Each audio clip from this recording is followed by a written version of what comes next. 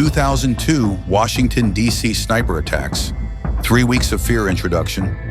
In October 2002 in Washington, D.C., the capital of the United States and the surrounding Maryland and Virginia regions, people began to live their daily lives in fear. Even simple activities such as going to the grocery store or getting gas meant risking their lives, because a sniper was randomly selecting targets and killing people. This incident went down in history as one of the most frightening attacks. How did the attacks begin? It all started on October 2nd, 2002 in Maryland. The first attack took place in a grocery store parking lot. James Martin, 55, was shot and killed as he got out of his car. No one had yet thought that this was the beginning. However, the next day, 5 separate people were killed in just a few hours. The method of the killer or killers was clear. The victims were shot with a single bullet from a distance. The attacks gave the impression that the victims were randomly selected regardless of age, gender, or ethnicity. This caused complete chaos in the public. Everyone thought he could be the next victim.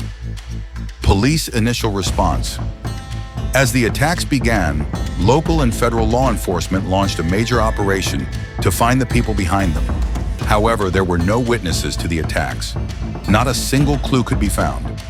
The killer or killers appeared to have come from the shadows and returned. From the bullets collected from the attack scenes, the police determined that it was done with a .223 caliber weapon. However, even this information did not get them very far. In the meantime, the attacks continued and the death toll increased every day. The effect of fear on daily life was no longer the same for the people in Washington, D.C. and the surrounding area. Children were told to sit down and duck on buses on their way to school. People hid behind their cars while getting gas. Everyone avoided being in open areas. News channels were constantly talking about these attacks, and fear among the public was growing. Everyone was wondering when these killers would be caught. The killer's message: tarot cards and threats. The police managed to find a clue in one of the attacks. A death tarot card was found at the scene of the attack. The handwritten words on the card read, "I am God." This did not tell the police anything about the identity of the attackers, but it did show that they were playing a clever game. It was later revealed that the killers had been taunting the police, sending messages through the media, and demanding ransom, which increased the fear in the public. John Allen Muhammad and Lee Boyd Malvo. The biggest turning point in the police's solution to the case came when a white Chevrolet Caprice was identified as the suspect. When the police pulled over the car, they discovered that the occupants were John Allen Muhammad, 41, and Lee Boyd Malvo, 17. The duo carried out the attacks from the trunk of the car with a sniper rifle. John Allen Muhammad was a former soldier and had received sniper training. It was thought that his crimes were motivated by revenge and control. Lee Boyd Malvo was a young accomplice under his influence. Malvo had been exposed to Muhammad's ideas for years and had come to follow his orders without question. The plan and motivation. Muhammad and Malvo's plan was to use these attacks as a ransomware mechanism. It was understood that they were demanding $10 million in messages sent to the media and police. However, Muhammad had personal revenge beyond this. He wanted to get revenge on his ex-wife and kidnap his daughter. Moment of capture. On October 24th, 2002, the two were caught sleeping at a rest stop in Maryland.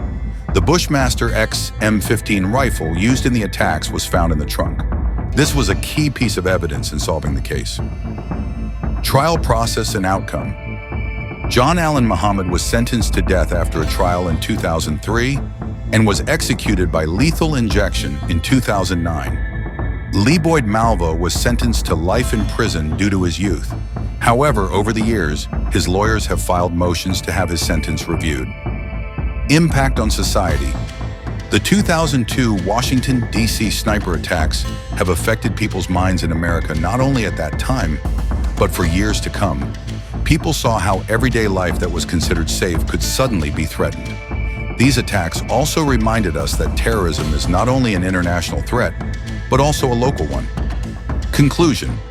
This tragic story shows how two people's terrible plans can paralyze a society.